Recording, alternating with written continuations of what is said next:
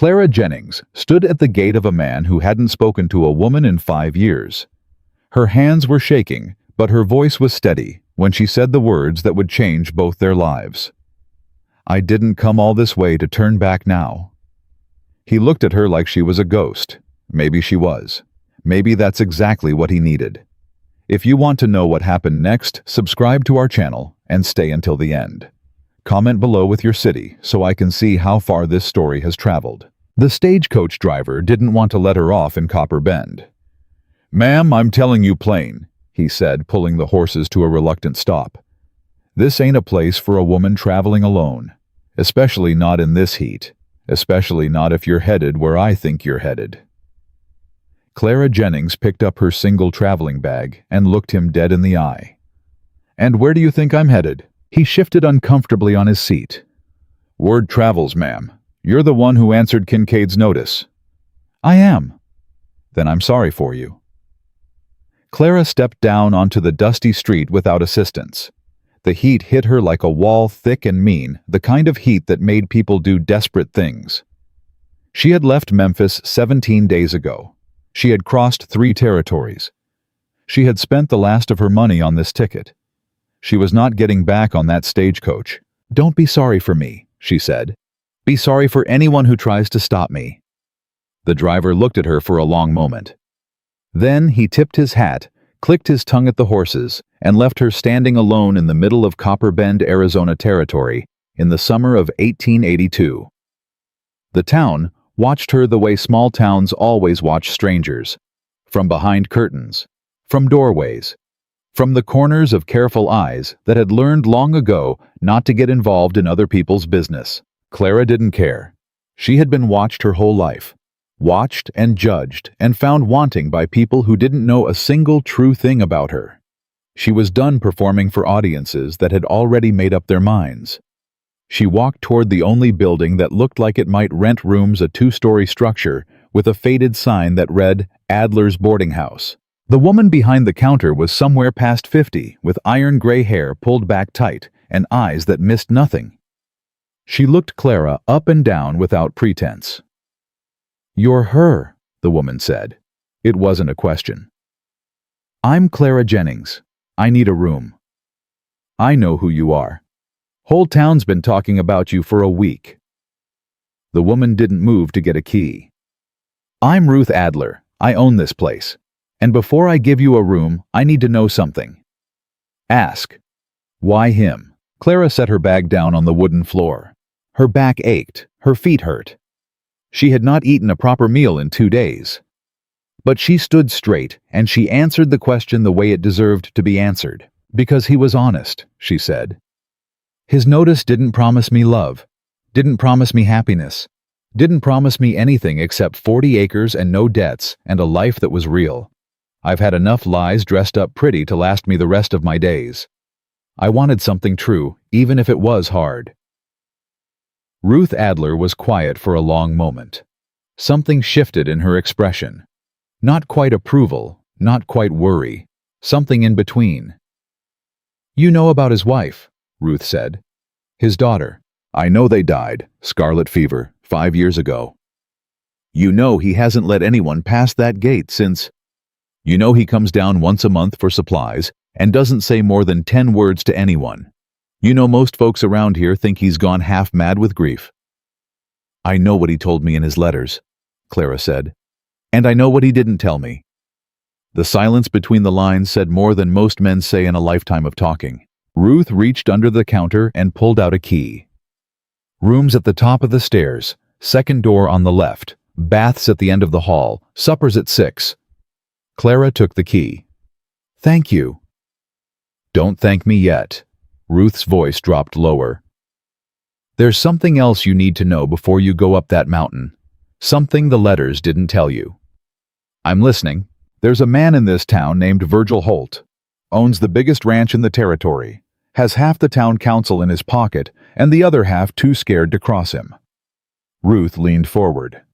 "He's been trying to buy Samuel Kincaid's land for 3 years. That property has the only water source that doesn't dry up in summer. Virgil needs it. Samuel won't sell." "What does that have to do with me?" Everything, Miss Jennings. Because as long as Samuel was alone up there, Virgil could wait. Wait for him to die. Wait for him to give up. Wait for the grief to finally break him. Ruth's eyes were hard now. But if Samuel has a wife, if he has someone who might inherit, if he has a reason to keep fighting. Clara understood. Then I'm a problem. You're a threat, and Virgil Holt doesn't tolerate threats, he removes them. Clara picked up her bag. Then he's going to have to try harder than anyone who's come before him, because I didn't cross 3 territories to be removed by some rancher with too much money and not enough conscience. She was halfway up the stairs when Ruth called after her. Miss Jennings. Clara turned. Samuel Kincaid is not an easy man. He's not a soft man. He's not the kind of man who will sweep you off your feet and whisper pretty words in your ear. Ruth paused. But he's a good man. Whatever else this town has forgotten about him, I remember that. He's a good man who had his heart cut out of his chest and never learned how to grow a new one. Clara nodded once. Then I'll have to be patient. Patient might not be enough. It's a start. She didn't go up the mountain that first day. She spent the afternoon walking the main street, learning the rhythm of the town, letting the town learn her face. She ate supper in Ruth's dining room with 3 other boarders who pretended not to stare at her and failed completely. She asked questions, simple questions. Where could she buy supplies? Was there a doctor in town? How long did the summer heat usually last? The answers came reluctantly at first, then more freely, as people realized she wasn't going to cry or beg or ask them for their opinions about Samuel Kincaid. By the time she went to bed that night, she had learned 3 things that mattered. First, Samuel had been a deputy sheriff in Kansas before he came to Arizona. He knew how to handle trouble. He had chosen not to handle the trouble with Virgil Holt, which meant either he was too broken to fight or he was waiting for something. Clara intended to find out which. Second, his wife's name had been Eleanor. His daughter's name had been Lily. They were buried on the property under a cottonwood tree that Samuel had planted the year Lily was born. He had dug the graves himself. He had built the coffins himself. He had not let anyone help him. Third, Virgil Holt had come to offer his condolences 3 days after the funeral. He had left with a split lip and a warning that if he ever set foot on that property again, he would leave in a pine box. That was the moment Ruth told her quietly over a second cup of coffee, when everyone knew Samuel Kincaid was not coming back to town. He wasn't angry at Virgil specifically, Ruth explained. He was angry at everyone, at God, at the world, at himself for surviving when they didn't. Virgil just happened to be standing in front of him when it all came out. And Virgil's been waiting ever since, Clara said, like a vulture over a dying animal, patient, certain, inevitable. Clara finished her coffee. We'll see about inevitable.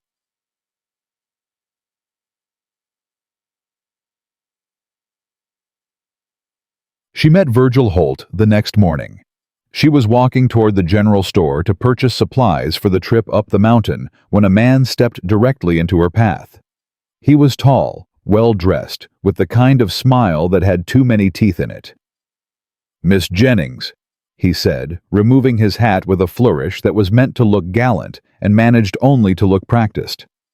I've been hoping to introduce myself, Virgil Holt. I own a small spread north of town. Clara had spent 27 years reading men. She knew a liar when she saw one. I've heard of you, Mr. Holt. All good things, I hope. Not particularly. He laughed, but his eyes didn't change. They stayed flat, calculating. Direct.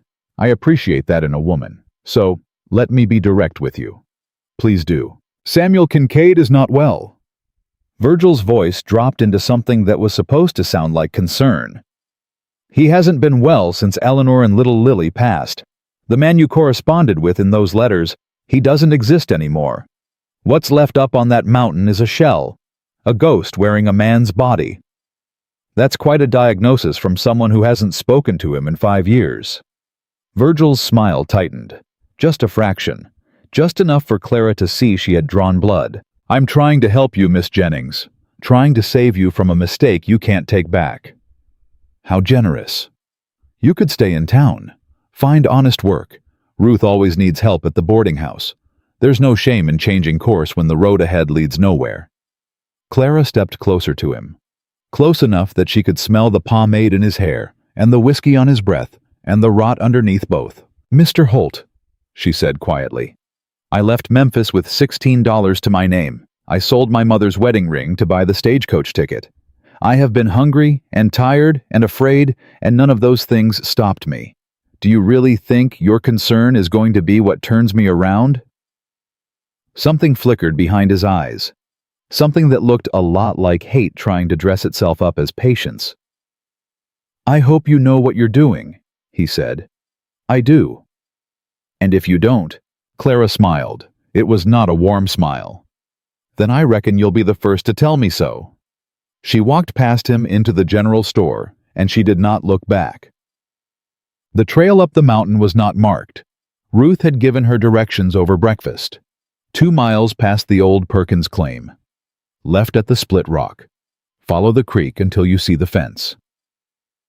Clara walked for an hour and a half in heat that would have broken a weaker woman. She drank from her canteen sparingly. She rested only twice. She did not turn around. The fence appeared through a break in the scrub brush. Well built, solid, the kind of fence that said stay out without having to use words. Beyond it, she could see the house. Low, wide, built into the hillside like it was trying to hide from something. And standing at the fence line watching her approach with eyes the color of storm clouds was a man she knew without being told, Samuel Kincaid. Samuel. He was taller than she had pictured. Broader. His hair was dark and too long. His shirt was worn soft from years of washing. His hands resting on the fence post were the hands of a man who had built things and broken things and buried things he loved. He did not speak as she approached. He just watched her, waiting to see what she would do. Clara stopped 3 feet from the fence. She was covered in dust. Her hair had come loose from its pins. Sweat ran down the back of her neck. She had never felt more certain of anything in her life. "Mr. Kincaid," she said. "I'm Clara Jennings. I wrote to you 4 months ago. You wrote back twice." He looked at her for a long moment. When he spoke, his voice was rougher than she expected, like something unused, trying to remember how to work. "I remember. I'm here to marry you, if you'll have me." The silence stretched between them, long, heavy, full of everything that couldn't be said yet. Then Samuel Kincaid did something that surprised her. Something that surprised him too, if the look on his face was any indication. He opened the gate. "Water's inside," he said. "You look like you could use some." It wasn't a welcome. It wasn't a promise. It wasn't anything except exactly what it was. A man who had closed himself off from the world, opening a door just wide enough for someone to slip through. Clara walked through the gate. Behind her, Samuel closed it, and stood there for a moment with his hand on the latch, looking at her like she was something impossible. Maybe she was. Maybe that's exactly what he needed. The water was cold and clean, and tasted like something she hadn't expected. Hope. Clara drank slowly, aware that Samuel was watching her from across the table. He hadn't sat down. He stood with his back to the wall, arms crossed like a man who had forgotten how to be at ease in his own home. "You walked up in the heat of the day," he said. It wasn't quite an accusation. It wasn't quite concern. It lived somewhere in between. "I did." Most people would have waited until evening, when it's cooler. Clara set down the cup. "I'm not most people, Mr. Kincaid. I thought my letters made that clear." Something flickered across his face, gone before she could name it. "They did," he said. "I just didn't believe it until now." She looked at him directly. "And now," he uncrossed his arms, crossed them again, looked at the floor, then back at her. "Now I reckon I need to figure out what to do with a woman who actually showed up." "You could start by sitting down. You're making me nervous standing there like you're expecting an attack." For a moment she thought she had pushed too far. His jaw tightened. His eyes went hard. Then he pulled out the chair across from her and sat. "Better?" he asked. "It's a start." They looked at each other across the table. Two strangers who had agreed to build a life together based on nothing but words on paper and the desperate hope that words could be enough. "I should tell you something," Samuel said, "before this goes any further. Tell me, I don't know how to do this." His voice was rough, honest. "I don't know how to be a husband anymore. I don't know how to share this house with someone. I don't know how to—" He stopped, swallowed. "I buried that part of myself with them. I don't know if it's coming back." Clara let the silence sit for a moment. Then she leaned forward. "I didn't come here expecting you to be easy, Mr. Kincaid. I came here expecting you to be real. There's a difference. And if real isn't enough, then we'll figure that out together. But I'm not leaving just because it's hard. I've had easy. Easy nearly killed me." He looked at her like she was speaking a language he had forgotten how to understand. "What happened to you before this? Before Memphis? What made you answer that notice?" Clara had known this question was coming. She had prepared for it on the stagecoach, rehearsed the words in her head. But sitting here looking at a man who had clearly decided that honesty was the only currency he would accept, the rehearsed words fell away. "My father died 2 years ago," she said. "Left everything to my brother. Everything. The house, the business, the money. I got a trunk of my mother's old clothes and a letter that said he hoped I would find a suitable husband. That's all. That's all. 25 years of being the good daughter, the quiet one, the one who kept the books and managed the household and never asked for anything. And in the end, I was worth a trunk of old dresses and a hope that some man would take me off his conscience." Samuel's expression didn't change, but something in his eyes shifted. Recognition, maybe.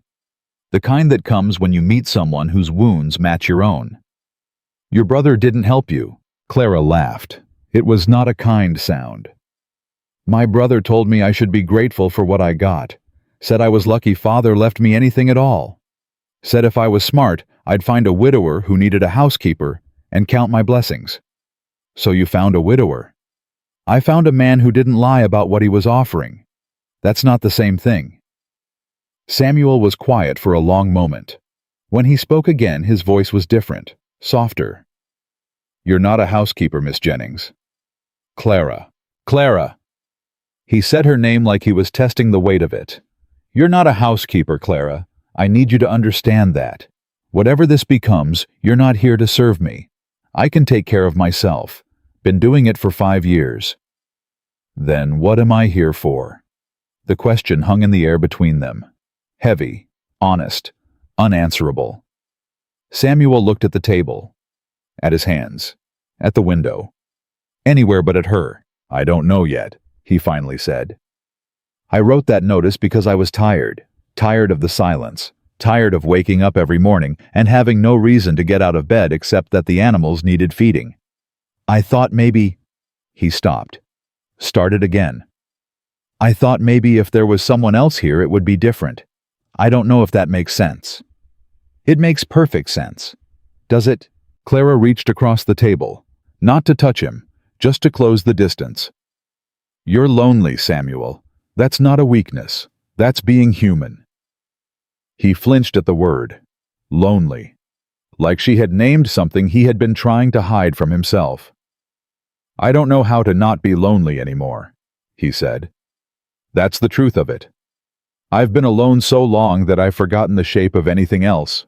Then we'll learn together." He looked up at her, those storm-gray eyes full of something that might have been fear and might have been hope and was probably both. "You really believe that?" "I believe in trying. That's enough for now." She didn't stay that first night. Samuel walked her to the gate as the sun started its slow descent toward the mountains. They stood there for a moment, neither of them sure what to say, both of them aware that something had shifted in the past few hours. Something small, but significant. A door cracked open that had been sealed shut for years. "Come back tomorrow," Samuel said. It wasn't quite a request, wasn't quite a command. It was something in between, an admission of need disguised as an invitation. What time? Early, before the heat. Clara nodded. I'll be here. She turned to go, made it 3 steps before his voice stopped her. Clara. She looked back. Thank you, he said. For coming all this way, for not being what I expected. What did you expect? He was quiet for a moment. Someone who would take one look at me and run. Clara smiled. It was the first real smile she had allowed herself since leaving Memphis. I've never been good at running, Samuel. It's not in my nature. No, he said, and something that might have been the ghost of a smile crossed his face. I don't reckon it is. Chad. She came back the next morning, and the morning after that, and the morning after that. A week passed, then 2.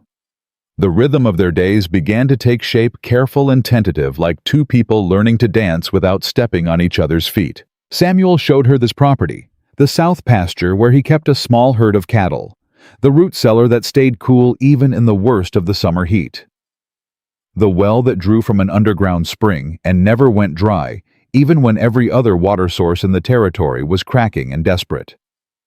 She understood now why Virgil Holt wanted this land. In a territory where water was worth more than gold, Samuel Kincaid was sitting on a fortune he had no intention of selling. Virgil's offered to buy it 3 times, Samuel told her one afternoon as they stood near the well. First time was a month after the funeral. I wasn't in any state to discuss business. Second time was a year later. He came with papers already drawn up. I told him to leave and not come back. And the third time, Samuel's jaw tightened. The third time he suggested that a man alone on a mountain with no family and no future might meet with an accident that nobody would investigate too closely. Clara felt her blood run cold. He threatened you. He made an observation. Men like Virgil don't make threats. They make observations. And then things happen, and everyone pretends not to notice. What did you do? I broke his nose and 3 of his fingers. Told him if he or any of his men set foot on my property again, I'd bury them next to the fence posts and let the coyotes sort out the rest. Clara stared at him. This quiet man, this grieving man, this man who could barely meet her eyes across a table. You're not as gentle as you pretend to be, she said. I never pretended to be gentle. I just stopped having a reason to be anything else. And now, he looked at her. Really looked at her the way he had started doing more often in the past week, like she was something he was trying to memorize, something he was afraid might disappear. Now I don't know what I am, he said, but I'm starting to think that might not be a bad thing. The trouble came on a Thursday. Clara was in town buying supplies at the general store when she heard the commotion outside. Raised voices. The sound of horses. The particular quality of silence that falls over a crowd when something is about to go wrong. She stepped onto the boardwalk and saw Virgil Holt standing in the middle of the street with 2 of his men. They had a boy between them, a boy she recognized. Percy, Ruth's nephew, the one who ran supplies up the mountain, the one who had been helping Clara carry provisions for the past 2 weeks. I'll ask you one more time, boy. Virgil's voice was calm, pleasant even. That was the worst part, the pleasantness. Where does she go when she goes up that mountain? What are they planning? Percy's face was white, but his jaw was set. I don't know what you're talking about, Mr. Holt. I think you do. I think you've been carrying messages back and forth. I think you know exactly what Samuel Kincaid and his little mail-order bride are cooking up against me. I just carry supplies. That's all. I don't know nothing about— One of the men hit Percy across the face. Not hard enough to knock him down. Just hard enough to make a point. Clara didn't think. She moved. Get your hands off that boy. Her voice cut through the silence like a knife. Every head turned toward her. Virgil Holt's smile widened. Miss Jennings, what a pleasant surprise. I said, get your hands off him. Now. Or what? Virgil took a step toward her. His men didn't move, but their grips on Percy tightened. You'll write a strongly worded letter. Ask your half-mad hermit to come down from his mountain and defend your honor. Clara walked toward him, slowly, steadily, aware that every person on that street was watching, aware that what she did in the next 30 seconds would determine how this town saw her forever. I don't need anyone to defend my honor, Mr. Holt. I'm perfectly capable of handling that myself. She stopped 3 feet from him, close enough to see the blood vessels in his eyes, close enough to smell the tobacco on his breath. Let the boy go, Virgil laughed.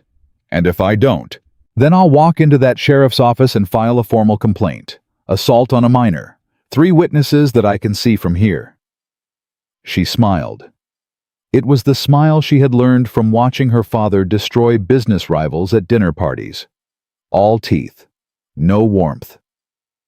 I may be new in town, Mr. Holt, but I know how to use the law. And I know that a man with your business interests can't afford the attention a formal complaint would bring. The smile froze on Virgil's face. For a moment, Clara saw something behind it. Something ugly. Something dangerous. Then he laughed again and waved his hand. His men released Percy, who stumbled but didn't fall. No harm done, Virgil said. Just a friendly conversation. Isn't that right, Percy? Percy didn't answer. He just moved to stand behind Clara, his breath coming fast and shallow. You're a clever woman, Miss Jennings. Virgil tipped his hat, a mockery of courtesy. I wonder if you're clever enough to know when you're outmatched. I wonder the same thing about you, Mr. Holt. His smile disappeared. For just a second, she saw the real man underneath. The one who threatened widowers and grabbed children in the street and smiled while he did it. Then the mask slipped back into place, and he turned and walked away, his men following behind him. Clara stood in the middle of the street until they were gone. Then she turned to Percy. Are you hurt? The boy shook his head, but his hands were shaking. He's been asking about you, about what you and Mr. Kincaid are doing up there. He thinks you're planning something. We're not planning anything except trying to build a life. That's what he's afraid of, ma'am. That's exactly what he's afraid of. She told Samuel that night. They were sitting on the porch of his house watching the sunset behind the mountains when she recounted every word of the confrontation. She didn't soften it, didn't leave anything out. He needed to know what they were facing. When she finished, Samuel was quiet for a long time. You shouldn't have done that, he finally said. What should I have done? Let them hit a 13-year-old boy. You made yourself a target. Virgil won't forget what you did. He won't forgive it.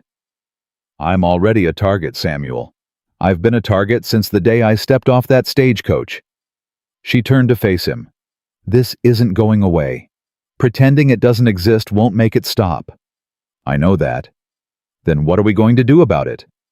Samuel stood up, walked to the edge of the porch, stood there with his back to her shoulders, tight hands clenched at his sides. I left Kansas because I was tired of fighting, he said quietly. Tired of violence. Tired of being the one who had to solve everything with his fists or his gun. When Eleanor died, when Lily... His voice broke. He took a breath, continued. I thought I was done with all that. Thought I could just disappear up here and wait for it to be over. Wait for what to be over? He turned to look at her. In the fading light, his face was all shadows and grief. Everything. Life. All of it. I didn't plan to survive this long, Clara. I don't know what to do with myself now that I have. Clara stood up, walked toward him, stopped when she was close enough to touch but didn't reach out. Not yet. Then learn, she said. Learn how to survive. Learn how to fight again. Learn how to want things again. I don't know if I can. You don't have to know. You just have to try. He looked at her for a long moment. Then slowly he reached out and took her hand. It was the first time he had touched her willingly. The first time he had reached for her instead of away. Why do you believe in me? He asked. You barely know me. I know enough. You know what I showed you in letters. You know what I've told you in the past 2 weeks. That's enough, she said firmly. That's enough for now. The rest we figure out as we go.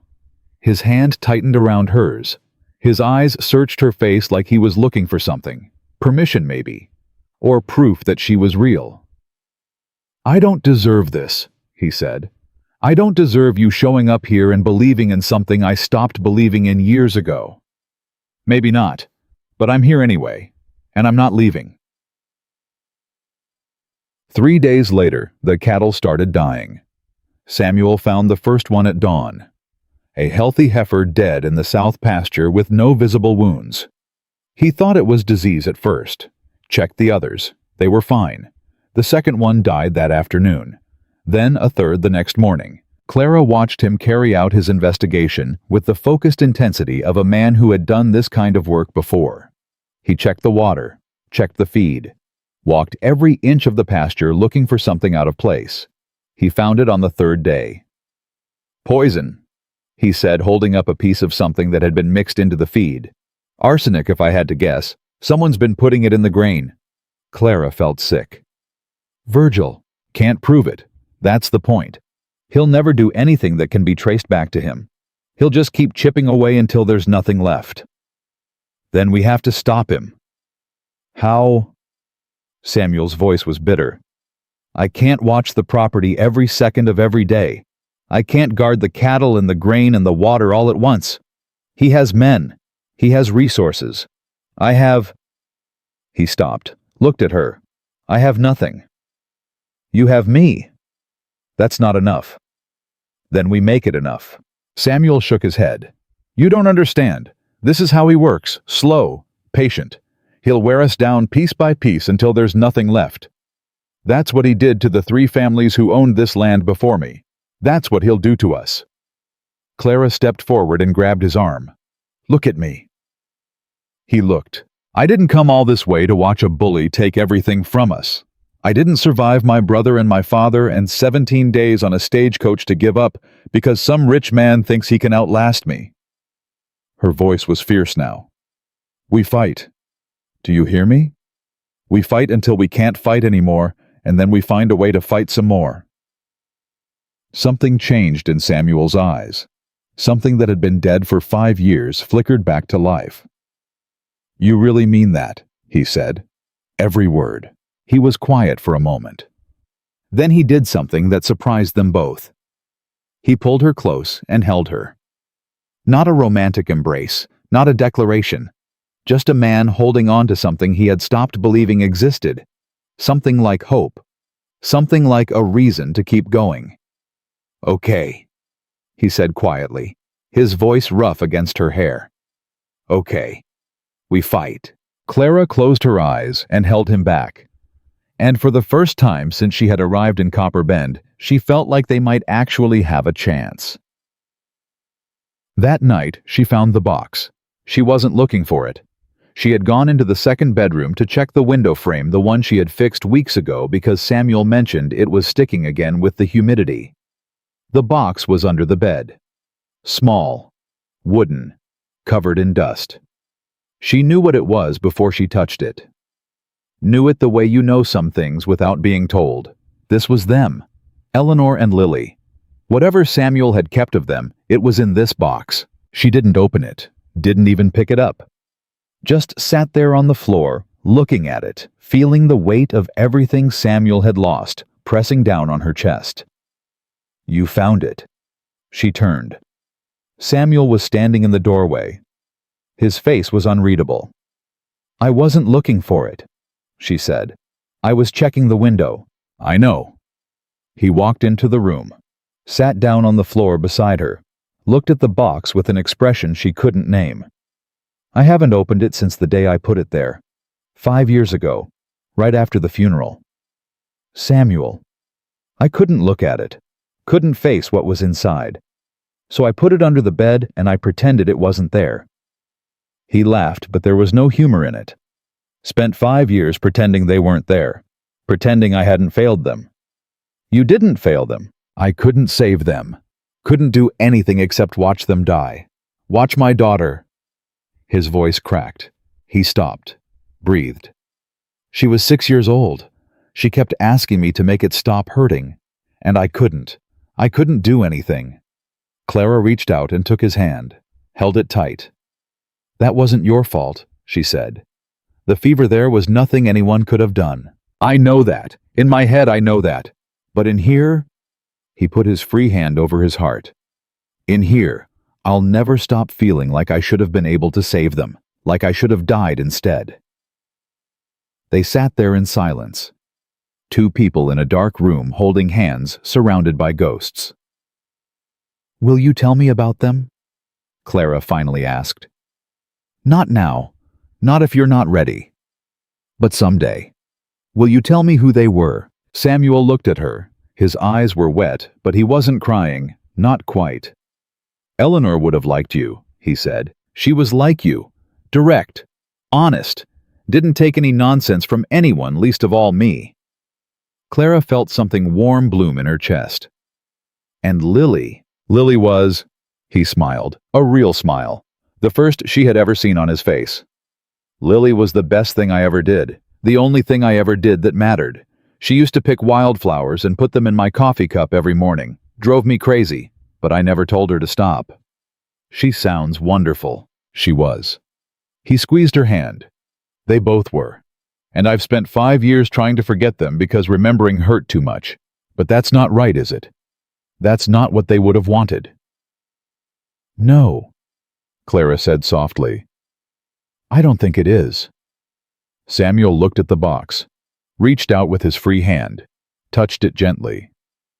"Someday," he said.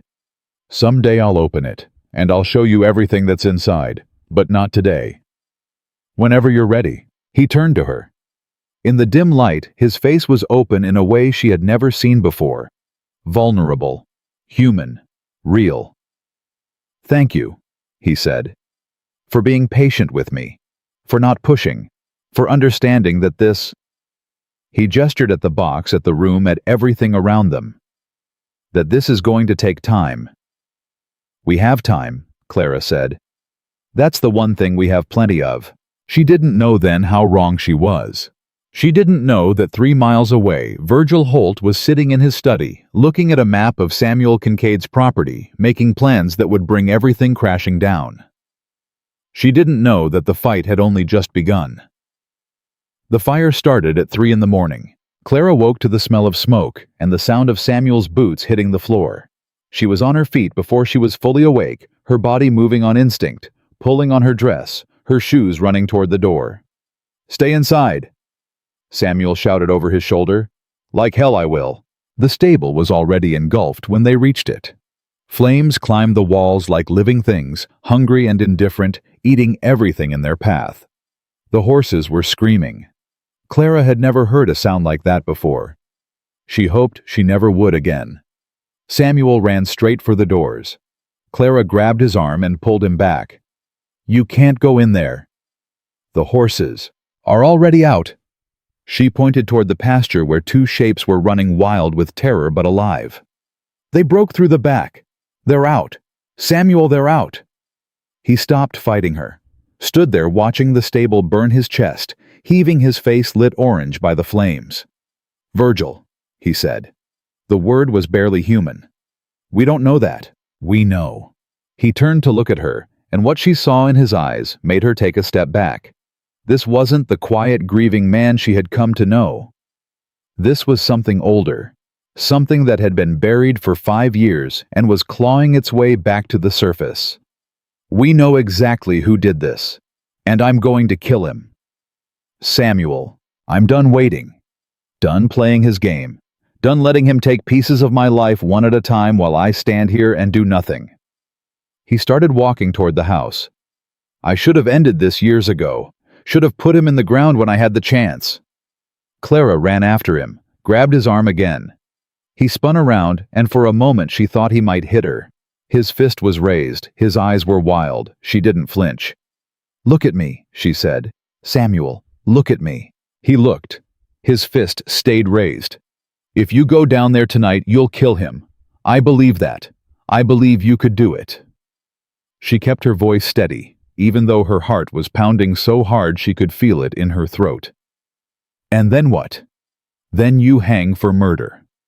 Then Virgil wins anyway because you'll be dead and I'll be alone and this land will belong to whoever he bribes the county into giving it to. I don't care. Yes, you do. You care because you're not the man you were 5 years ago. You care because somewhere in the past few weeks you started wanting to live again instead of just waiting to die. She stepped closer. Don't throw that away. Don't let him turn you into something you're not. His fist trembled. His jaw was clenched so tight she could see the muscles jumping. He burned my stable, Clara. He poisoned my cattle. He's trying to destroy everything I have left. I know. And you want me to do nothing. I want you to be smart. I want you to fight him the right way, not the way he's expecting. He wants you to come down that mountain with a gun. He's probably got men waiting for you right now, hoping you'll give him an excuse to put you down and call it self-defense. Something shifted in Samuel's eyes. The wildness didn't disappear, but it changed, became something sharper, more focused. You think this is a trap? I think Virgil Holt doesn't do anything without a plan. I think he set this fire knowing exactly how you'd react. And I think the only way we win is by doing something he doesn't expect. Samuel lowered his fist, slowly, like it cost him something. What do you have in mind? Clara looked at the burning stable, at the flames that were starting to die, now leaving nothing but smoke and ruin. Tomorrow morning I'm going into town, and I'm going to destroy him. She didn't sleep for the rest of the night. Samuel sat on the porch with his rifle across his knees, watching the darkness, waiting for an attack that didn't come. Clara sat inside going through the papers she had collected over the past 3 weeks. Bills of sale, land records, letters that Ruth had helped her obtain from the county clerk's office. The picture they painted was ugly. Virgil Holt had been buying up land in Copper Bend for 15 years. Not always legally. There were discrepancies in the records. Properties that had changed hands under suspicious circumstances. Families that had left suddenly in the middle of the night with nothing but the clothes on their backs. And there was something else. Something she had noticed in the numbers but hadn't been able to prove until now. Virgil was broke. Oh, he looked wealthy. He dressed wealthy. He acted wealthy. But the numbers told a different story. He had borrowed against his properties. Leveraged everything he owned to buy more land that wasn't producing. He was one bad season away from losing it all.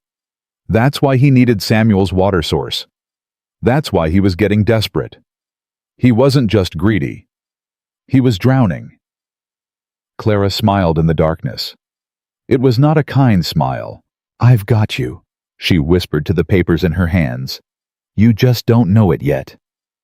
Then, the town was quiet when she arrived the next morning. Too quiet. The kind of quiet that happens when people know something bad is coming and are trying to stay out of its way. Clara walked straight to the sheriff's office. She didn't knock, just pushed open the door and stepped inside. Sheriff Tom Brennan looked up from his desk. He was a big man gone soft around the middle with the tired eyes of someone who had stopped caring about justice a long time ago. Miss Jennings, he said. I heard about the fire. Terrible thing. It wasn't an accident. Now I don't know that we can say. It wasn't an accident, Sheriff. It was arson. And we both know who did it. Brennan leaned back in his chair. His hand moved toward the drawer of his desk. Stopped when Clara shook her head. I wouldn't do that if I were you. Do what? Whatever you're thinking about doing, because I didn't come here alone. She gestured toward the window. Outside, Ruth Adler stood on the boardwalk with 3 other women from the town. They weren't doing anything, just standing, watching, waiting. Witnesses, Clara said, in case anything happens to me while I'm in here. Brennan's face darkened. You're making a mistake, Miss Jennings. You don't know how things work in this town. I know exactly how things work. I know Virgil Holt pays you to look the other way. I know he's been doing it for years. And I know that you're going to stop. Is that so? It is. Clara pulled a folded paper from her bag and set it on his desk. That's a letter I've written to the territorial marshal in Phoenix. It details every suspicious death, every forced sale, Every act of violence that Virgil Holt has been connected to in the past 15 years. It names you as a co-conspirator. Brennan's face went pale. I haven't sent it yet, Clara continued. But I've given copies to 4 different people with instructions to mail them if anything happens to me, to Samuel, or to anyone who's helped us. Anything at all. You're bluffing. Am I? Clara leaned forward. Try me, Sheriff. See what happens. The silence stretched between them. Clara could hear her own heartbeat, could feel the sweat on her palms.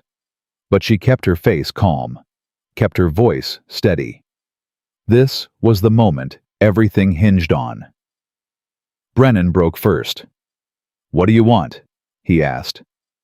I want you to do your job. I want you to investigate the fire at Samuel Kincaid's property. I want you to ask questions, real questions, and I want you to remember that there's a new way of doing things in Copper Bend now. Virgil is going to learn that he doesn't own this town anymore, and you're going to help teach him. Unless you'd prefer to explain to the territorial marshal why you've been taking bribes for 15 years. Brennan stared at her. She could see the calculations happening behind his eyes, the fear, the resentment, the slow, reluctant acceptance that he had been outmaneuvered. Fine, he said finally. I'll investigate. But this isn't over, Miss Jennings. Not by a long shot. I know.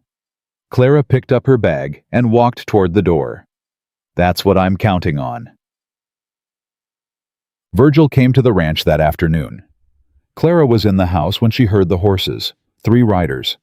She recognized Virgil's bay gelding before she saw his face. Samuel was already on the porch rifle in his hands. That's far enough, he called out. Virgil pulled his horse to a stop at the fence line. His 2 men flanked him, hands resting on their gun belts. But they didn't draw, not yet. Samuel, Virgil said pleasantly. Terrible news about your stable. I came to offer my condolences. Get off my land. Now is that any way to treat a neighbor who's come to help? Virgil's smile was wide and false. I heard you lost some cattle too. Disease wasn't it bad luck that? Bad luck seems to follow you around. Clara stepped onto the porch. Virgil's smile flickered when he saw her. Miss Jennings, I see you survived the night. How fortunate. More fortunate than you know. Clara walked to stand beside Samuel. I had an interesting conversation with Sheriff Brennan this morning. He's decided to open an investigation into the fire. Seems he's suddenly very interested in doing his job. Something cold passed through Virgil's eyes. Is that so? It is. I also sent a letter to the territorial marshal, just to make sure everything is handled properly. The silence that followed was heavy with threat. Virgil's men shifted in their saddles.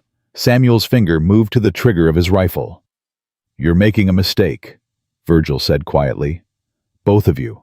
You think you can fight me? You think you can win? I've been running this territory for 20 years. I've broken men twice as strong as him and women twice as clever as you. Maybe, Clara said. But you've never faced someone with nothing left to lose. Everyone has something to lose, Miss Jennings. Then you should know that if anything happens to either of us, those letters go out automatically. To the marshal, to the newspapers in Phoenix, to everyone who's ever wondered how you got so rich so fast. She smiled. You're not the only one who can make threats, Mr. Holt. Virgil's mask cracked. Just for a moment. Just long enough for Clara to see the rage underneath. This isn't over, he said. No. Samuel spoke for the first time since the conversation started. His voice was calm now, deadly calm. It isn't. But when it is over, you're going to wish you'd left us alone. Because I'm not the same man I was 5 years ago, Virgil. I've got something to fight for now, and that makes me more dangerous than you can possibly imagine. Virgil looked at him, at Clara, at the rifle that hadn't wavered once. Then he turned his horse and rode away without another word. Mund, that was stupid, Samuel said when they were gone. Brave but stupid. It worked. For now, he'll be back, and next time he won't come to talk. Clara turned to face him. Then we'll be ready. How do we get ready for a man like that? He has money, men, power. We have nothing. We have each other. We have the truth, and we have time. Samuel shook his head. You don't understand. Virgil doesn't lose. He never loses. He'll find another way. He'll find a weakness we didn't know we had, and he'll exploit it until we're both in the ground. Then we don't give him a weakness. Everyone has a weakness, Clara. You said that yourself. She looked at him. At this man who had been so broken when she arrived, who had started to heal, who was now standing beside her fighting for something he had stopped believing in years ago. What's yours? She asked quietly. He didn't answer, but the way he looked at her told her everything she needed to know. She was his weakness, and they both knew it. The days that followed were tense and watchful. Samuel repaired what could be repaired. Clara kept her network of informants active, gathering every piece of information about Virgil's movements, his finances, his plans. Ruth sent word twice a day from town, relaying rumors and observations. And slowly the tide began to turn. Other families started coming forward. Families who had been silent for years, afraid of what Virgil might do if they spoke. But Clara's stand had given them courage. One by one, they added their stories to the record. The forced sales, the intimidation, the convenient accidents that always seemed to happen to people who refused to sell. By the end of the second week, the territorial marshal had sent word that he was sending an investigator. Virgil was trapped. Everyone could see it. His grip on the town was slipping, and there was nothing he could do to stop it. Which is why Clara should have known he would do something desperate. She was alone in the house when she heard the knock. Samuel had gone to check the south pasture. He wouldn't be back for hours. Clara had been going through the latest batch of documents Ruth had sent up with Percy, cross-referencing dates and amounts building the case that would finally bring Virgil down. The knock came again, harder this time. She picked up the pistol Samuel had taught her to use and walked to the door. Who's there? Deputy Cole, ma'am. I need to speak with you. It's urgent. Clara hesitated. Marcus Cole had been helpful over the past few weeks. He had passed along information about Virgil's men, warned them about planned attacks. He was one of the good ones. But something felt wrong. Step back from the door, she called out. Let me see you through the window. A pause. Then footsteps moving away. Clara went to the window and looked out. Marcus was there alone. His hands raised to show they were empty. But his face was pale, scared. Something was very wrong. She opened the door but kept the pistol ready. What is it? It's Virgil. He's lost his mind. He's coming here with every man he has. 12, maybe 15 riders. Armed. He says he's going to end this tonight one way or another. Clara felt the blood drain from her face. How long? An hour. Maybe less. I rode as fast as I could, but... Marcus shook his head. You need to run, ma'am. Both of you. Get out now before it's too late. Samuel's in the south pasture. I can't reach him in time. Then leave without him. He can take care of himself. But if Virgil finds you here, I'm not leaving. Clara's voice was steady, but her hands were shaking. I didn't come all this way to run from a bully. Ma'am, with all due respect, this isn't a fight you can win. Virgil has power because people are afraid of him, because nobody's ever stood up and said no and meant it. Clara looked at the young deputy. Do you want to spend the rest of your life being afraid of him, Marcus? Do you want your children to grow up in a town where one man can do whatever he wants because everyone's too scared to stop him? Marcus was quiet for a long moment. No, ma'am, he finally said. I don't. Then help me. Go into town. Ring the church bell. Tell everyone what's happening. Tell them Virgil Holt is coming to kill a woman and ask them what kind of town they want to live in. They won't come. They're scared. Some of them will. That's all we need. Some of them. Marcus looked at her, looked at the pistol in her hand, looked at the determination in her eyes. You really think you can beat him? I think I'd rather die trying than live knowing I didn't. Something changed in the deputy's face. Fear became something else, something that looked almost like hope. I'll ring the bell, he said. But for God's sake, ma'am, don't get killed before I get back. He was gone before Clara could respond, riding toward town at a full gallop. Clara stood in the doorway for a moment, watching him go. Then she went inside and started to prepare. Samuel found her loading the rifles. He had heard the horse seen Marcus riding away and run back from the pasture in a dead sprint. He burst through the door expecting to find her hurt or gone or worse. Instead, he found her calmly checking ammunition. "What's happening?" he demanded. Clara told him. Everything. Virgil's coming assault, Marcus's warning, the message she had sent to town. Samuel's face went white, then red. "You should have run." "No." "Clara." "I said no." She looked up from the rifle in her hands. "I'm done running, Samuel. I've been running my whole life, running from my father's expectations, running from my brother's cruelty, running from every man who ever told me I was worth less than the air I breathed." Her voice cracked. "I found something here, something real, and I'm not giving it up because some rich man thinks he can take it from me." Samuel stared at her. This woman who had shown up at his gate 6 weeks ago with nothing but a traveling bag and a stubborn refusal to be afraid. "They'll kill us," he said quietly. "Maybe. But at least we'll die fighting. At least we'll die together." Something broke open in Samuel's chest. Something that had been sealed shut for 5 years. "Clara." He crossed the room, took the rifle from her hands, set it down. "I need to tell you something. If we don't, I need you to know. Know what?" He took her face in his hands, looked into her eyes. "I love you," he said. "I didn't want to. I didn't think I could. But I do. And if we die tonight, I need you to know that you gave me something I thought I'd lost forever. You gave me a reason to live again." Clara felt tears streaming down her face. She hadn't cried since her father's funeral, hadn't let herself. But she cried now. "I love you too," she whispered. "I think I loved you from the moment I read your notice. 3 lines in the back of a newspaper. And I knew. I knew you were the one I'd been waiting for." Samuel kissed her. It was their first kiss. Desperate and tender, and full of everything they hadn't said and might never get the chance to say. When they pulled apart, Clara could hear horses in the distance, coming closer. "They're here," she said. Samuel picked up his rifle, handed her the pistol. "Together?" he asked. "Together." They walked out onto the porch to face whatever was coming. But what was coming wasn't what they expected. The first riders over the ridge weren't Virgil's men. They were townspeople. Ruth Adler on her old mare.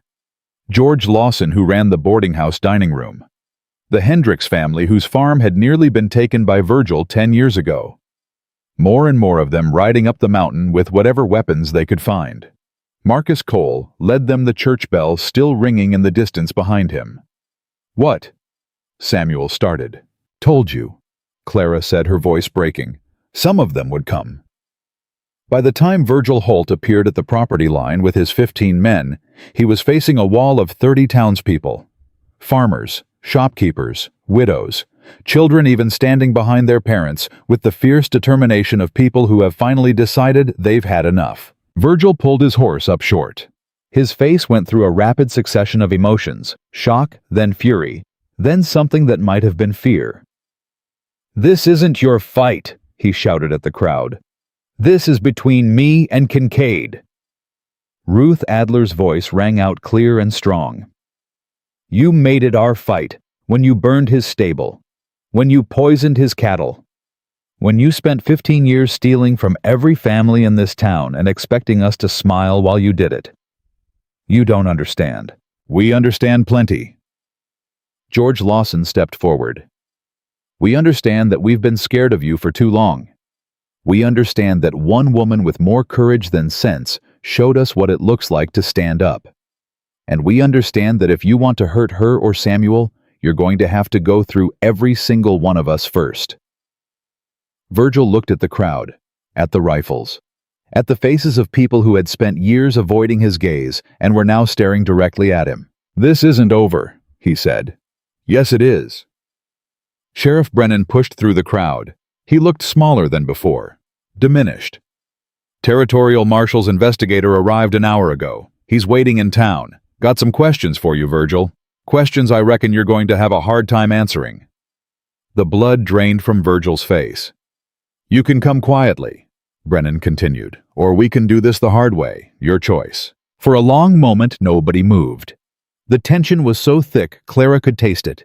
Then Virgil's shoulders slumped. His men exchanged glances. One by one, they turned their horses and rode away, leaving their boss alone. Virgil looked at Samuel, at Clara. You haven't won, he said. This isn't winning. You've just... Go home, Virgil. Samuel's voice was tired. Go home and wait for the marshal. And when you're sitting in a cell in Phoenix, remember this. All you had to do was leave us alone. That's all. Just leave us alone. But you couldn't. And now you've lost everything. Virgil opened his mouth to say something else, then closed it, turned his horse, rode down the mountain without looking back. Clara watched him go. Felt Samuel's arm come around her shoulders. Felt the weight of everything they had survived pressing down on her. Is it over? She asked. Almost, he said. Almost. The townspeople stayed until sunset. They helped rebuild what they could. They brought food supplies, tools. For the first time in 5 years, Samuel's property was filled with voices, with laughter, with the particular warmth of people who have decided to stop being afraid together. Clara watched it all from the porch, her body exhausted, but her heart fuller than it had ever been. Ruth came to stand beside her. You did something impossible today. We did something impossible. All of us. No. Ruth shook her head. It started with you. You showed up here not knowing a soul, not knowing what you were walking into, and you refused to back down. The rest of us just followed your lead. Clara didn't know what to say to that, so she said nothing. Just stood there, watching the people of Copper Bend move across Samuel's property like they belonged there. Because maybe finally, they did. The Territorial Marshal's investigator was a quiet man named Harrison, who asked more questions than he answered and wrote everything down in a small leather notebook. He spent 3 days in Copper Bend, talked to everyone who had a story to tell, collected documents, examined records, and when he left, he took Virgil Holt with him in chains. Clara watched the wagon roll out of town from Ruth's boarding house window. Virgil sat in the back, his wrists shackled, his fine clothes dusty and wrinkled. He looked smaller than he had before, diminished, like a man who had spent his whole life pretending to be something he wasn't and had finally been forced to stop. He didn't look up, didn't search the windows for the woman who had brought him down. He just stared at his hands and waited for whatever was coming next. He'll hang, Ruth said from behind her, or spend the rest of his life in prison. Either way, he's done. Good. You don't sound happy. Clara turned away from the window. I'm not unhappy. I'm just tired. Tired of fighting. Tired of being afraid. Tired of waiting for the next terrible thing to happen. Ruth nodded slowly. That kind of tired doesn't go away overnight, but it does go away, eventually, when you let it. How do I let it? Ruth smiled. It was the first real smile Clara had ever seen on her face. You go home, you marry that man who's been waiting for you, and you start building the life you came here to find. Samuel was waiting for her at the gate. He had been there every evening since the confrontation, watching the trail, waiting for her to come back from town. Clara knew what it meant, knew what he was afraid of, knew that some part of him still expected her to leave to decide that all of this had been too much to get back on a stagecoach and disappear the way everyone else in his life had disappeared. You're still here, he said as she walked up. Where else would I be? I don't know. Phoenix, Memphis, anywhere that isn't a burned-out ranch on a mountain that most people avoid. Clara stopped in front of him, reached up and touched his face. He flinched, then leaned into her hand like a man who had forgotten how good it felt to be touched. Samuel, she said, I'm not leaving. How many times do I have to say it before you believe me? I don't know. His voice was rough. Probably more times than you have patience for. Then it's a good thing I have a lot of patience. He laughed. It was a real laugh, the kind she had only heard from him a few times before. The kind that came from somewhere deep and surprised even him when it emerged. "Come inside," he said. "I have something to show you."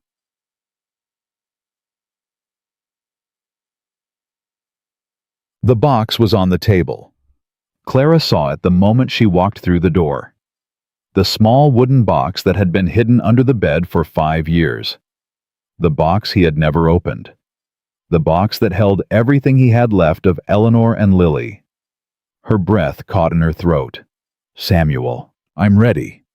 His voice was steady, but she could see his hands shaking.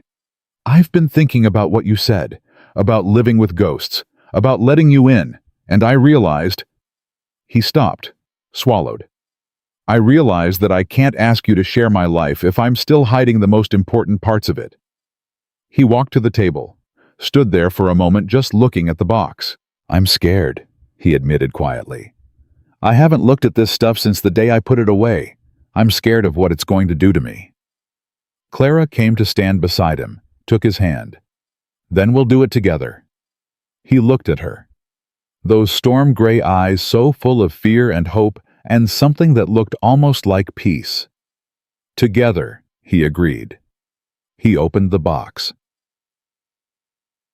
Inside, there was a woman's wedding ring, a child's hair ribbon faded pink, a small photograph in a tarnished frame, a dried flower pressed between two pieces of paper, a letter folded and refolded so many times the creases had worn thin.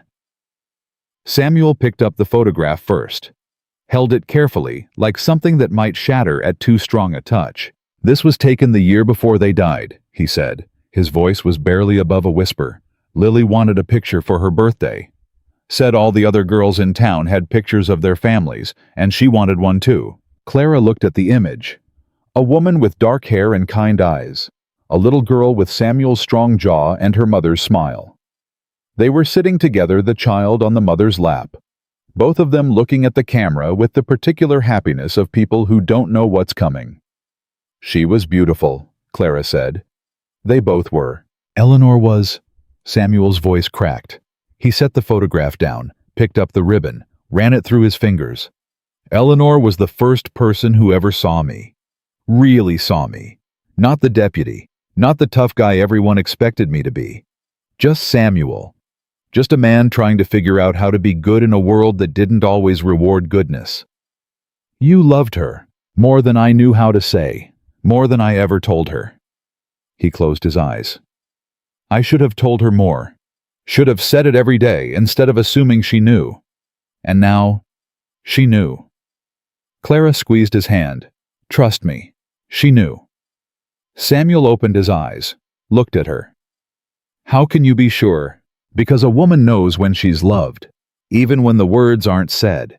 She knows by the way her husband looks at her, by the way he touches her hair when he thinks she's asleep, by the way he works himself to exhaustion to give her and their daughter a good life." Clara's voice was fierce now. "Eleanor knew Samuel. She knew."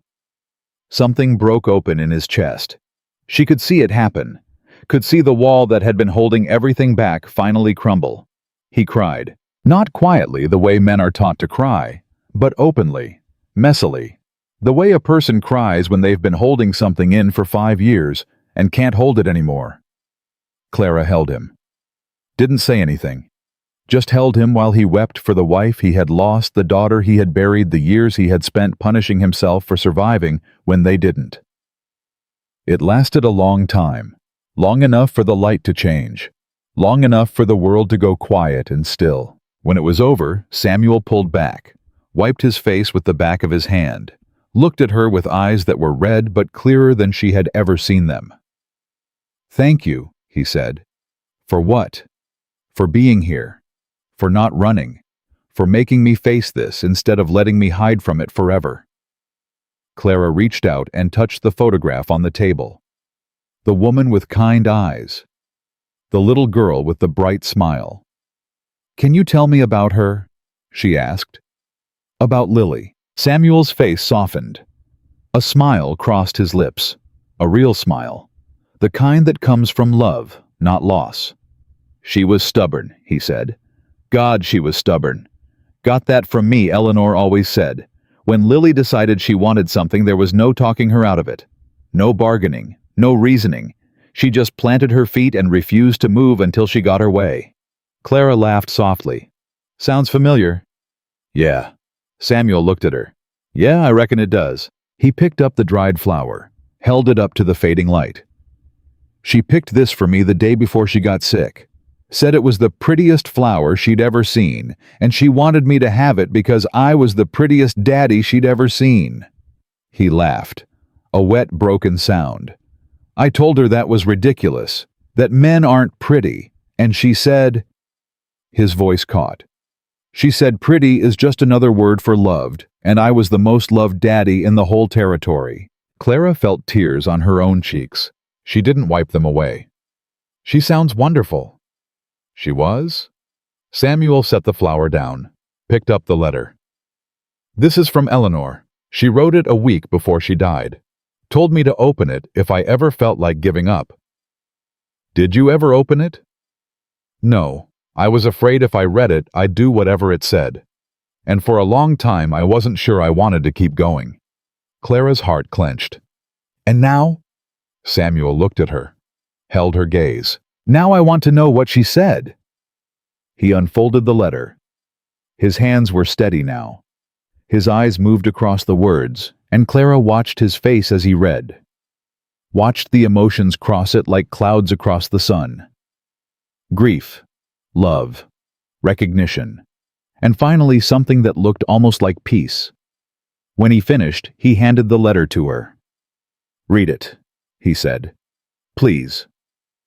Clara took the paper. The handwriting was small and careful. The ink faded but still legible. My dearest Samuel, she read aloud. If you're reading this, I'm gone, and you're thinking about giving up. Don't. Not because I'm asking you to, but because there's still so much life left in you, even if you can't see it right now.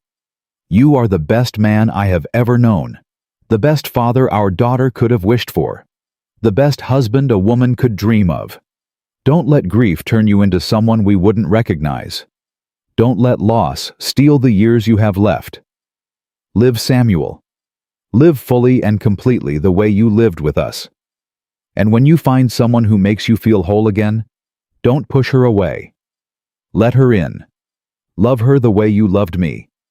Give her everything you have the way you gave everything to us. That's all I ask. That's my last wish. Don't just survive my love. Live. Your Eleanor. The silence that followed was profound. Clara set the letter down, looked at Samuel, found him watching her with an expression she couldn't name.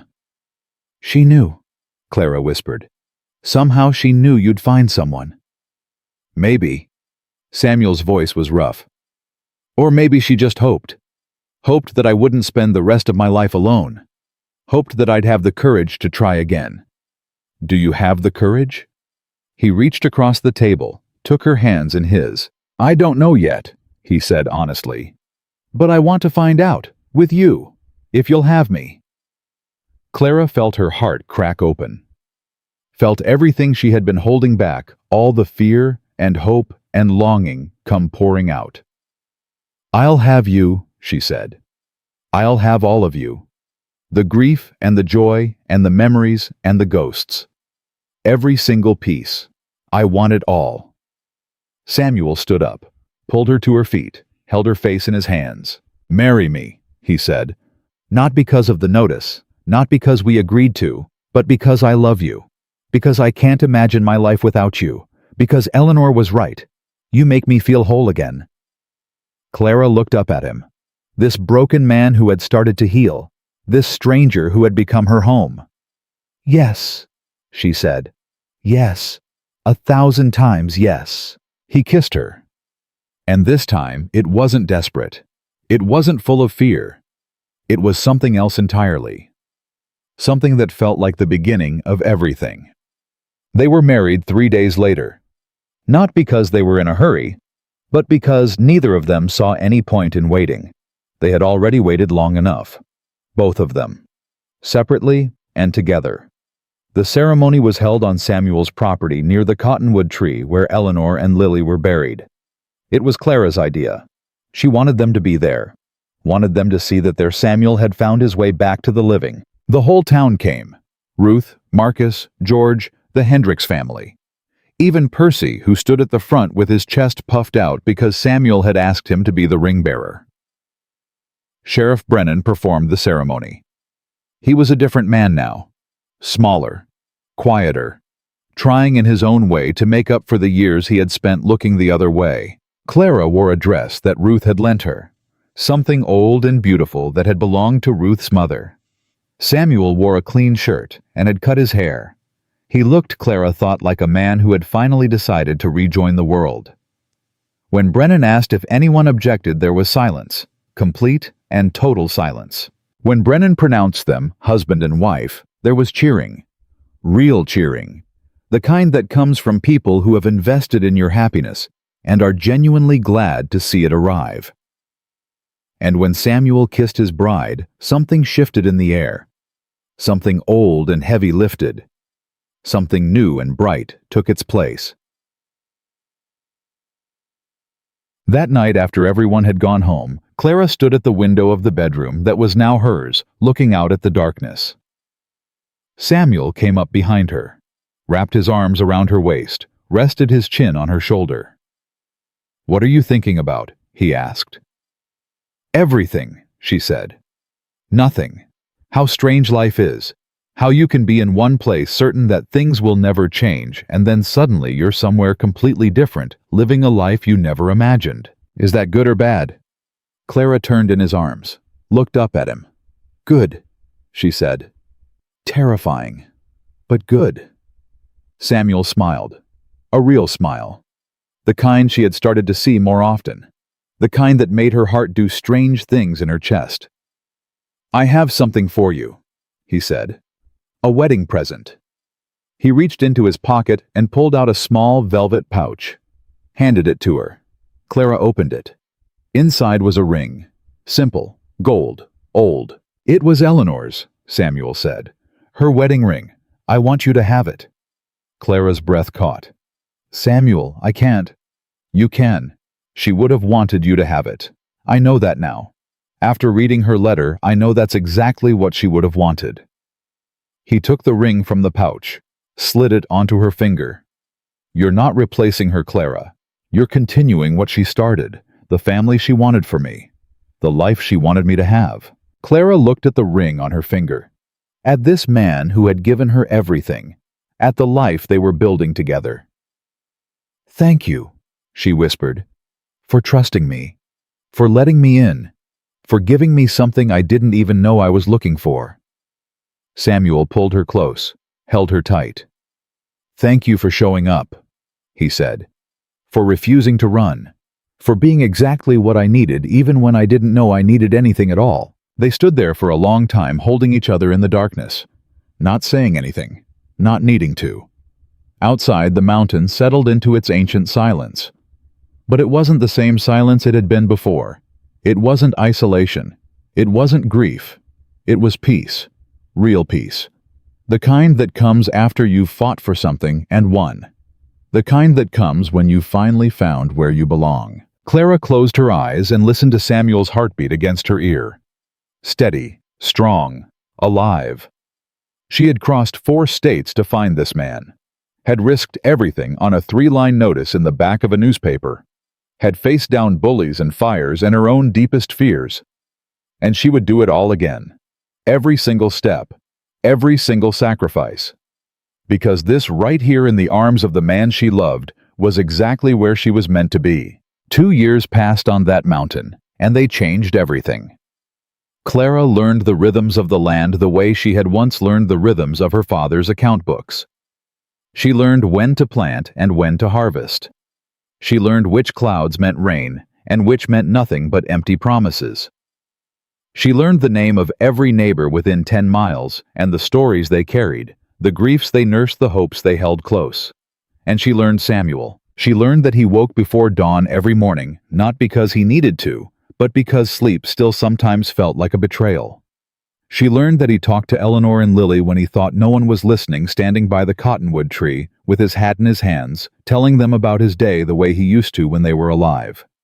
She learned that he still flinched sometimes when she touched him unexpectedly, then leaned into her hands like a man remembering what warmth felt like. She learned that healing wasn't a destination, it was a direction, and Samuel learned her too. Learned the way she hummed when she was thinking. Learned the way her jaw set when she was angry, and the way her eyes went soft when she was proud. Learned that she cried at sunset sometimes not from sadness, but from something she couldn't name. Something that felt like gratitude and wonder, and the particular ache of being exactly where you belonged. They built a life together. Brick by brick, day by day, not perfect, not easy, but real. And real they had both learned was worth more than perfect could ever be. The news came on a Tuesday morning in late spring. Clara had been feeling strange for weeks. Tired in ways that didn't make sense. Sick in the mornings. Hungry at odd hours. She had ignored it at first, told herself it was the changing seasons, the extra work around the ranch, the lingering exhaustion of a winter that had been harder than expected. But Ruth Adler was a woman who had seen everything, and when Clara walked into the boarding house that morning, Ruth took one look at her and knew. "How far along?" Ruth asked. Clara stopped in her tracks. "What? Don't play dumb with me, girl. I've been watching women have babies for 40 years. I know the signs." Ruth set down the pot she was holding and crossed her arms. "How far along?" Clara felt her heart start pounding. I'm not sure. You haven't told him yet." It wasn't a question. Clara shook her head. "Why not?" "Because I'm scared." The words came out before Clara could stop them. "Because he lost a child before. Because I don't know if he can survive loving someone that much again and then—" "Stop!" Ruth's voice was sharp. "Stop right there."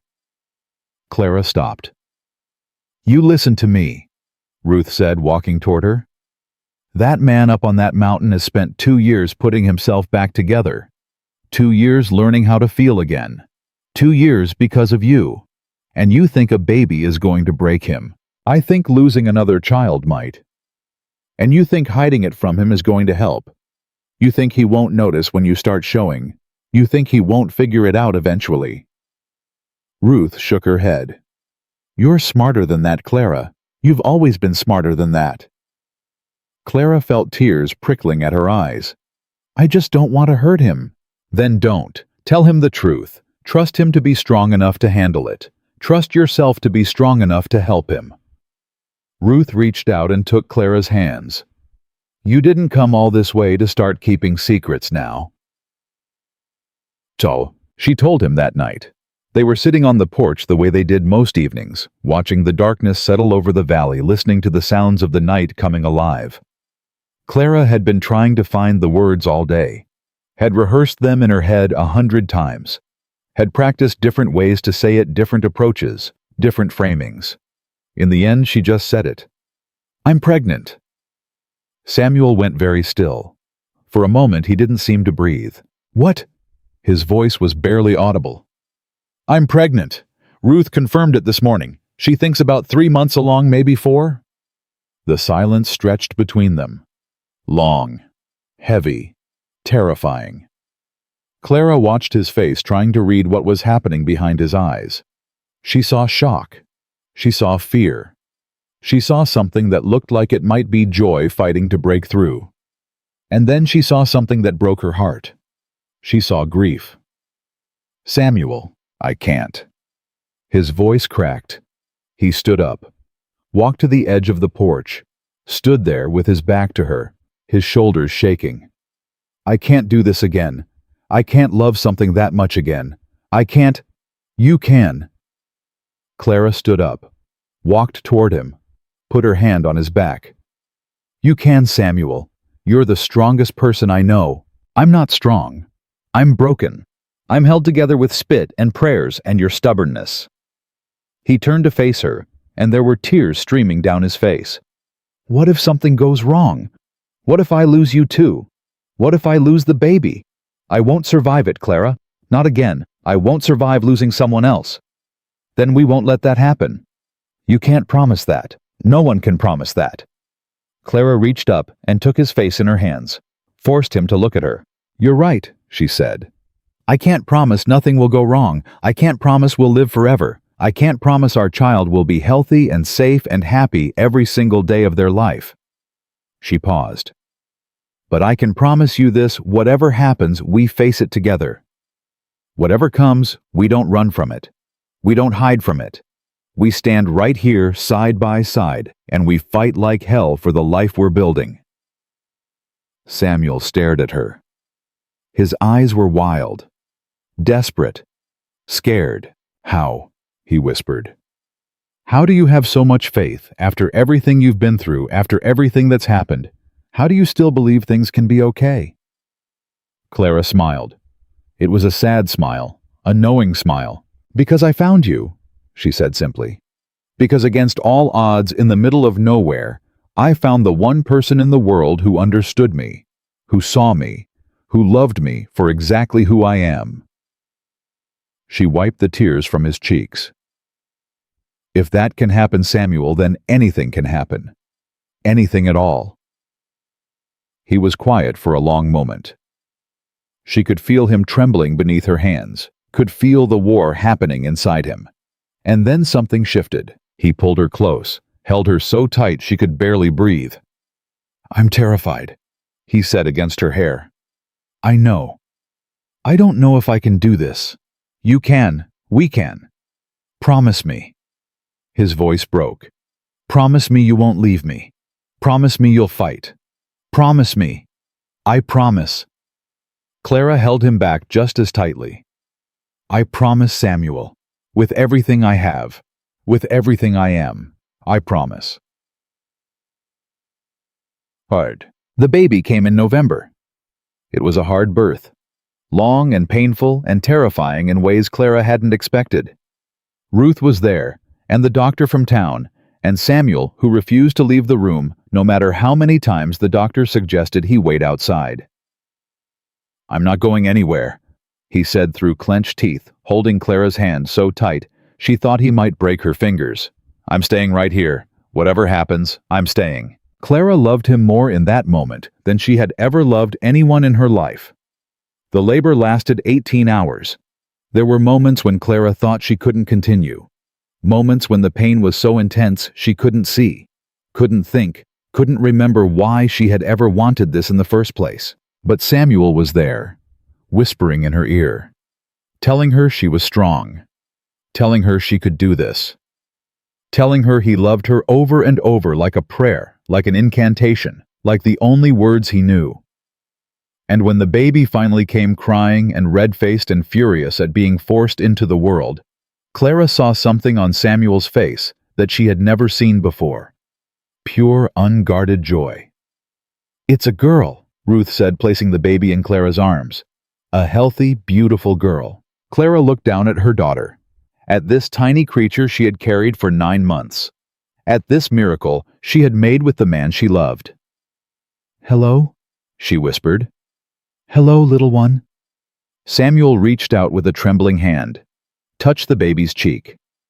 When she turned her face toward his finger rooting for food, he let out a sound that was somewhere between a laugh and a sob. She's real, he said. She's actually real. She's real. She's ours. She's ours. Samuel looked at Clara. His eyes were full of tears, but they weren't sad tears. Not anymore. What should we name her? He asked. Clara had thought about this for months, had considered 100 different names, had made lists and crossed them out and made new lists. But looking at her daughter now, there was only one name that felt right. Eleanor, she said. Eleanor Ruth Kincaid. Samuel's breath caught. You want to name her after the woman who loved you first, and the woman who helped bring her into the world. Clara looked at Ruth, who was crying openly now. If that's okay with both of you. Ruth nodded, unable to speak. Samuel leaned down and pressed his forehead against Clara's. Eleanor Ruth Kincaid, he repeated softly. It's perfect. She's perfect. Little Eleanor Ellie, they called her, grew fast. She had her father's gray eyes and her mother's stubborn jaw. She learned to walk at 10 months and started talking at 14, and by her second birthday, she had opinions about everything and wasn't afraid to share them. Samuel was transformed. The man who had spent 5 years hiding from the world now spent his days carrying his daughter on his shoulders, teaching her the names of plants and animals, reading her stories, until his voice went hoarse. He built her a rocking horse for her first birthday and a little bed shaped like a wagon for her second. He planted flowers around Eleanor and Lily's graves and took Ellie there every Sunday to meet her sister. "This is your big sister Lily," he would tell her, kneeling in the grass with Ellie in his lap. "She's watching over you from heaven, making sure you stay out of trouble." Ellie would pat the gravestone with her chubby hands and say Lily in her baby voice, and Samuel would hold her close and cry, but they were different tears now. Cleansing tears, healing tears. Clara watched it all with a full heart. This man she had married, this life they had built, this family that had risen from the ashes of so much loss and pain. It wasn't perfect. Nothing was perfect. There were still hard days. Days when Samuel went quiet and withdrawn. Days when the grief came back like a wave and threatened to pull him under. But they faced those days together, held each other through the darkness, reminded each other why they were fighting, and slowly, day by day, the hard days became less frequent. The joy became more common. The healing continued. The letter came on Ellie's 3rd birthday. Clara was in the kitchen preparing a small celebration when she heard the horse outside. Percy, now a young man of 19, had become their regular messenger, bringing news from town and supplies from Ruth's store. But today, he had something else. "Mrs. Kincaid," he said, handing her an envelope. "This came for you. From Memphis."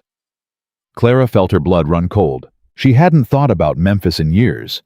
Hadn't written to anyone there. Hadn't wanted to. The handwriting on the envelope was familiar. Too familiar. Her brother. She opened the letter with trembling hands.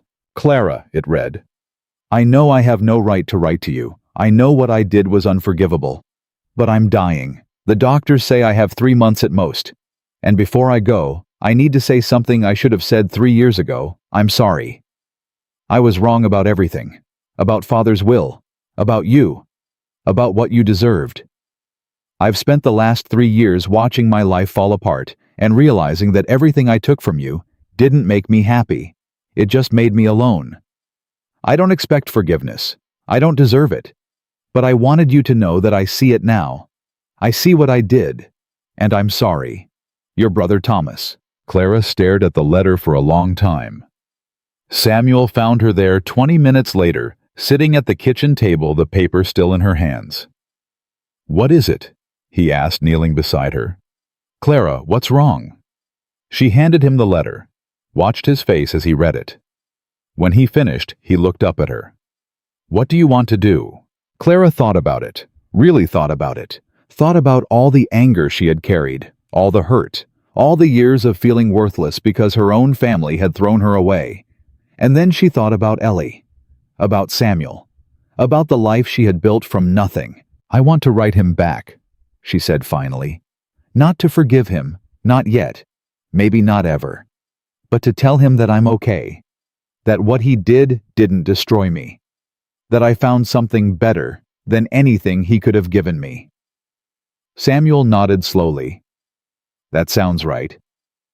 Will you help me? I don't know if I can do it alone." "You never have to do anything alone. Not anymore."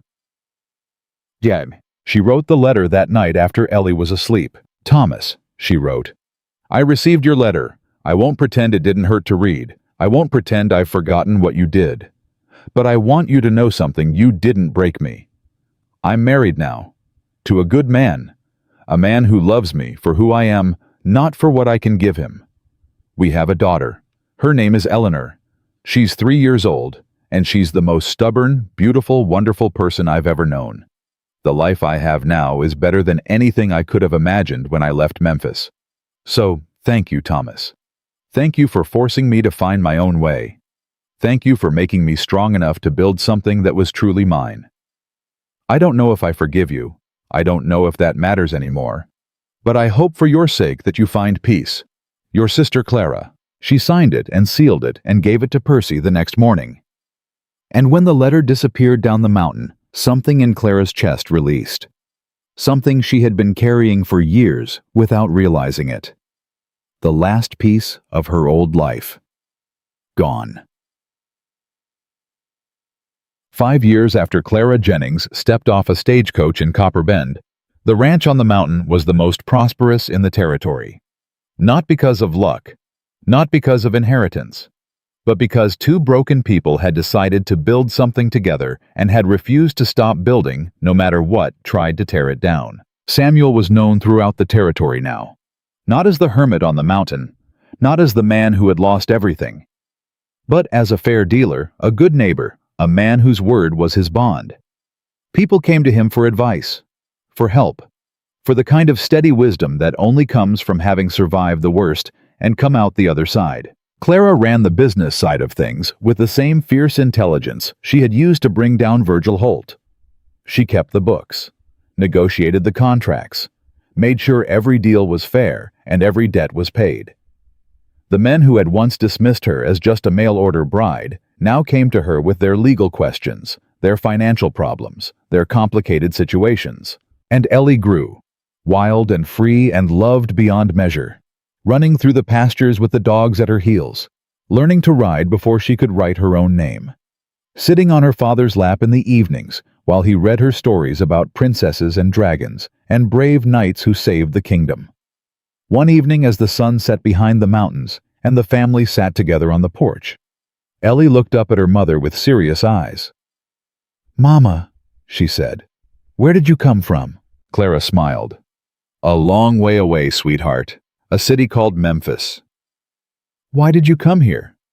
Clara looked at Samuel, at this man who had become her everything. He smiled back, and in that smile was all the love and gratitude and wonder that words could never capture. "Because I read a notice in a newspaper," Clara said, pulling her daughter close. 3 little lines that didn't promise anything except the truth. And I knew somehow that those lines were meant for me. "What did they say?" Clara closed her eyes. She could still see the words faded and small tucked into the back pages of a gazette. They said rancher, 40 acres, no debts, seeks capable woman for honest marriage. She opened her eyes. And I thought to myself, that's the most honest thing I've ever read. And I want to meet the man who wrote it.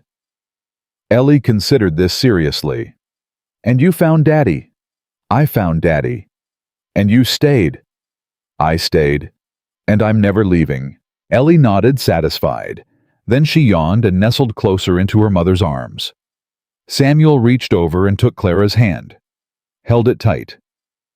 "Thank you," he said quietly, "for answering that notice, for walking up that mountain, for everything." Clara leaned her head against his shoulder. "Thank you for being worth the walk." They sat there as the stars came out one by one until the whole sky was blazing with light. Their daughter fell asleep between them, warm and safe and loved. And Clara Kincaid, who had once been Clara Jennings, who had once been nothing but a discarded daughter with $16 and a desperate hope, looked at her life and found it good. Not perfect. Nothing was perfect, but real and honest and hers.